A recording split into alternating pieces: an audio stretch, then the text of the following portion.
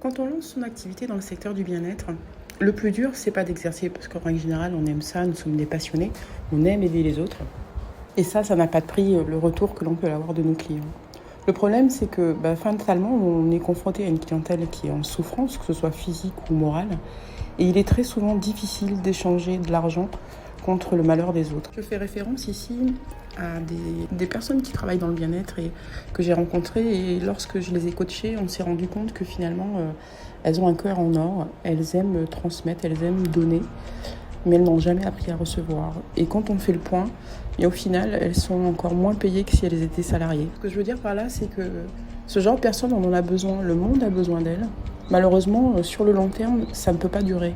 Le bénévolat, comme j'appelle cette façon de procéder, j'appelle ça du bénévolat, ça ne peut pas durer sur le long terme parce que il y a un moment, il faut les payer, les factures, et comment on peut s'épanouir tout en tirant sur la corde et en n'ayant même plus un moment pour se ressourcer soi-même. Alors bien entendu, l'objectif des formations, c'est pas de se mettre à vendre une prestation à 200 € de l'heure alors qu'on l'a proposée à 60 € avant. L'idée, c'est de mettre en place une stratégie pour gagner suffisamment sa vie et pouvoir se payer le luxe même d'offrir des services à des personnes dans le besoin. Apprendre à valoriser son offre, définir son juste prix, créer des outils de communication qui sont adaptés pour valoriser son identité et pouvoir s'ouvrir d'autres portes.